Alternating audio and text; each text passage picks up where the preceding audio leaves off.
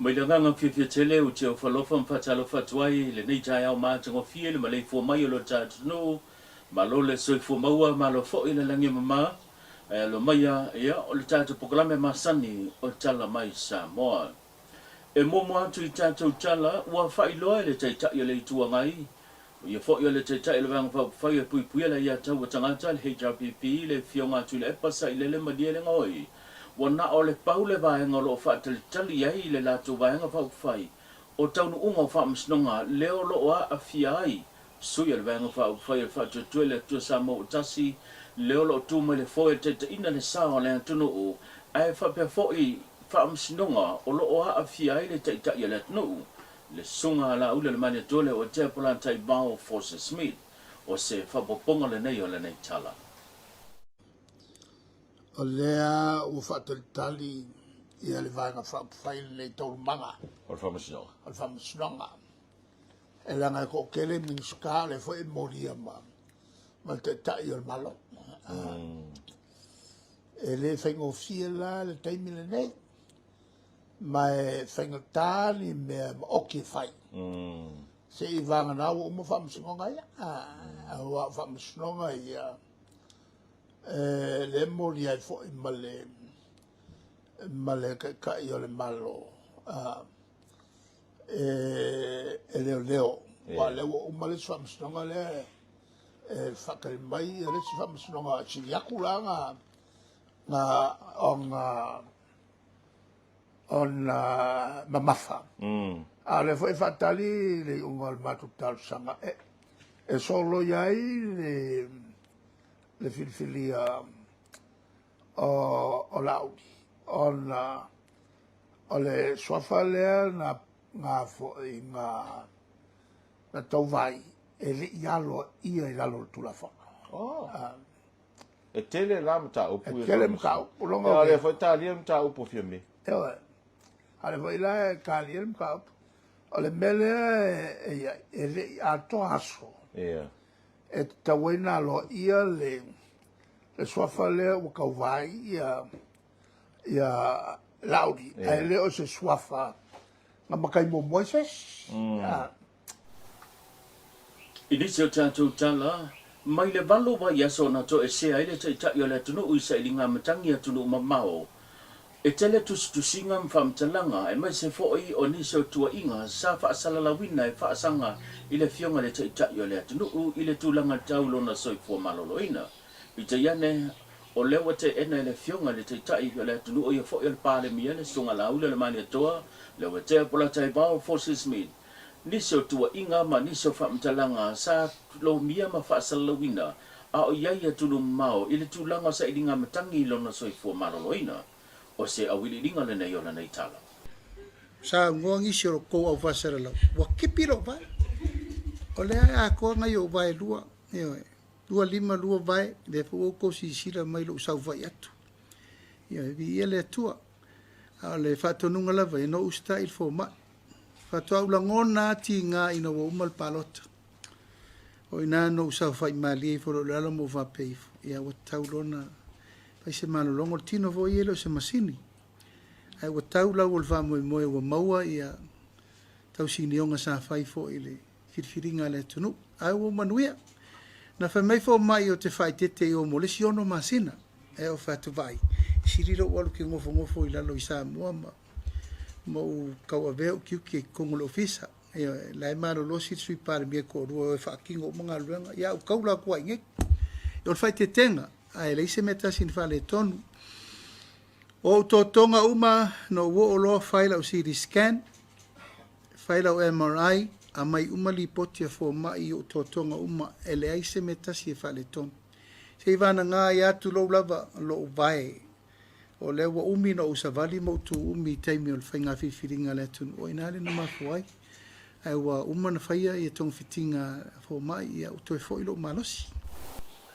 Mai le fale tali malo le Sheraton o se tasa fale tali malo la wilo i do tono le antunu o le o fai loe se pepo whamtalanga mai le minista antupe le fionga mulipola na rosa ale molio o le fai unga le nei tau sanga o le a mutai le avea o le pulenga o lo latu tau avea le fale tali malo i muri whanua mapulenga o le fale tali malo o le Sheraton Resorts leo lo i muli whanua ai o le asfa se e atu i lona pulenga fou e pe ona ingoa ai o le muli whanua Resort Limited leo le alato tau a vea le fale tali malo i muli whanua e leo manino i se pepo whamatalanga le mafu anga pau o lea ua whamanino mai e le fionga i le minister on tupe le whaamuta ai lea o le pulenga e pe ona whaafoea mai i le fale tali malo i muli whanua mo le se fulu tau sanga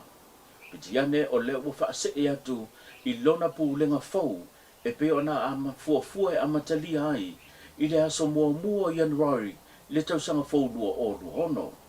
Tasile nei fale tali malo o lo tele tupe maua ma auto va ai foi i le ngata o tangata ta whao mai mo mai mai atunu mamao ai whapea foi nei o tatu tangata lava o lo malanga asiasi mai atunu mamao whapea foi Samoa nei o lo whao ngā ina le au nanga. O se fale tali malo lawi loa foi i tutono le atunu o whapea foi le Pasifika i saute. O lea lau wa whamanino mai le minister tupe e pe ona ave ai i le whapatonga tupe o lumana i manuia o le lupi wha ma se tasio shareholder au tu o lea fale tali malo. E leo iei se a fianga inisi o vahengo a seta o lea fo i pisinisi po lea fo i au nanga ai wa whamanino e pe ona whamaunia mai ar kapeneta e ala i se pepo whamatalanga leo wha ilo e le fianga mulipola ana rosa mori o le whaamutai leo le au nanga le pulenga lo latu tau avea le fale tali malo i le neiva i tau le fo e whaamutai le aso muli le nei tau sanga ai wha se e atu i lona pulenga fau la tau te tau avea lea au nanga. O se tu le leie pe ona wha iloe le fionga le minister tupe o le a wha atuma wina pea tangata whai ngā ruenga o loo ngā lulue ai ma tau tua au auna i te tono lea au nanga. Leo wa wha iloa ai e se finangalo se tasi foi o tamali o lo alala ma wha mautu te tono Japani au ia o se Samoa o loo wha mautua i tu langa o ngā ruenga ai o loo sisi pea le wha malama ma tilo mai tu tono Samoa. O se vaenga le nei o lona fina ngalo e tu sai ma le wha fita uli e pei ona tula i mai le vaola observer ma wha atino ai le wha i unga le fionga le ripane mea. Watching another thing from the Samoa Observer, le melenga, koe whai mai fwoi lesi melenga, koe whai mai fwoi le Samoa Observer. Ale se koe whai akula o kala lele, i le Samoa Observer. Ka uma le palo, nga whai mai al palo, ka ko mumuli. I le fast ma le palemia, o gaming a veri palemia, i le whalema i New Zealand lenga, ko loko leanga, ma whai ko videos i le avenga le palemia, i le lungo le palemia i New Zealand, le ua, nga ia le palemia o lae, i le whalema i a lae, whai ako kala leanga le palemia, ma sol, mo ova I kuar ko loko leanga, I ruko fo yakut palemia. I was just watching the like o le press conference lenga fa ya le palemia male au fa au kusi kala asamo lenga kude fa for kenge puka ngale le kongo le Samoa Observer msar po le kenge ngale kusi ya mai ya kala ya Samoa Observer lenga kude fa le fo ko la ko mumu mai. I don't know why you go to the press conference, and I don't know what you want to know. Langa wa mea uma ko kio the press conference po mea ko kio I mea le akusikal. E ngā leo ngā su e mea o mea le anga mea whangai po mea whatever comes out that it looks or sounds negative. That's what you share. That's what you put on the news. Nga melea nga me olala elala me lenko ko mumule ile ko wo ile le fakasinga le palemia mo awa de saunga nga ko wo nga su ia me o melea nga po angi me kinga elongi melea nga ko ko su emben ko mele mi milom ko fai mai male tau tala muli e tūlanga esele nei vai tau le whawhingata o le whawhitau le whamalanga I o tātou o tangata ma whea tutono New Zealand. Mai se lawa le tūlanga o whaalawe lawe whaafosei e fo e malanga yo tatu tangata samo nei ma fea ni usila ona o whaafitau li mwha o lave o lo tula mai ai. E mai alava ia tulanga o wha lave pe ona fo e whai malanga ilo tatu tunu o. E le imaua mai lava le visa e ma whai o na ulu whale i tutono ni usila. O se tasi leo whahenga o lo whianga i tele mo lo tatu tunu o na mai atu le pae inga na se mwai atu le ima tuantu e le mwhai lava o na maua se fesoa swani. Pe tai o fai loa ele fionga ele te tai ele tunu o ia fo ele di pare mia le sunga la ule le mani toa le o te pola tai vao forces me a o iai ni usile sa ilinga matangi o lena maula la feido inga ma le suia le malo ni usila e matala no aina ai le tele o vaenga ai mai se na o fia i ma le tulanga o visa mo le whaafainga o fia i nai o na fe maranga ilo tātua tunu a maa fea to tono ni usila o se whapoponga le nei o le nei tala. Ele mta upu na afia le matara noanga, o mta upu tau sikisengi le na talia e le ni benefiti, sa ovo iei. Sa ovo iei lau tau talanga le mele ia tātou i nei. I whain tā tele tātou wheo i pā tupu whalbelawe. Waso ia a apalai le visa e maua i sinave mau mto tua le visa. Sa i voi tātou visa o multiple entry. E te aru whaafia le tausanga, e le uma tasir masine te nofo i New Zealand. Peitai, o le ai umana a meta lo marka o viti. Ua matua whaingata mana o tau tino la vai a vavasa. O ora matai sa moe te malama lama le mele o te whatuai.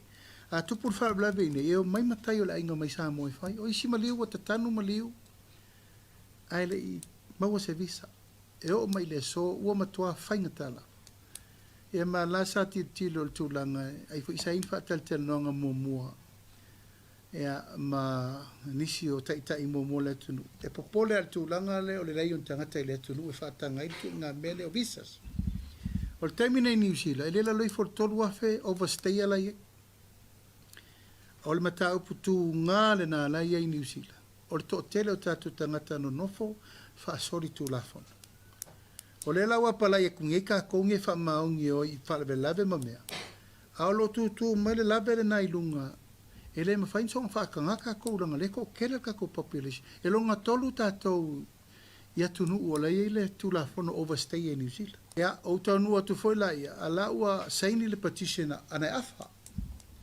No tū lai e lango i le tūlanga lau tele. Langa au ngā ia tātou ni tā upu. Ana mawaila na petlata lima surua fe na saini na mawa. No fautu na foi le tunu e lango. Ono tūlanga le tauna lango e whawhengo fie mo tātou. Ai no whamamala mai a vavasa. Ai eile sila asanga sili atu. O le vao le malo Samoa, ma le vao le malo New Zealand. E tera no ai de level o whate i tai le malo. O nana na o iele matala noanga ma le pandemia New Zealand. Tele foi mata upu sa matala no ina. Ai wa pupu le taimi eile me malanga ile li. Ia awe sa no mai.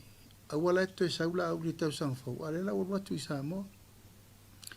E la usa uni le lei, le tape nanga, mo le feilo inga muli ma le pandemia New Zealand. E tala no ele tātou treaty of friendship. Ia. Ua ono sfungo tupu tausanga ele o iei lava se taatianga taun taatiai. Whenga inga whaamao malo ma New Zealand. A le ua tele ane lava mata upu wa tupu. Lau tele malisi tiseni, sau le visa, pauria le vaa. Ia tātou RSE. Ai wa taun tātou tāpena. No fatu le iso foi mai Samoa. Tauna fono le kāpeneta. Fai le fina ngalo Samoa ma le malo. E tala noa ai le treaty of friendship. Ona fata atia leo se ala fo me le popole mai. Ine me ane wa tatala le visa. Ai alu aku fiku afe kai o aku ale lopo feo ye. And we also have an application to do. E te taun tātou tautino a New Zealand. Wa whena aru tanga te free visa. E toi fo i mai pia umana na lua tolu masila.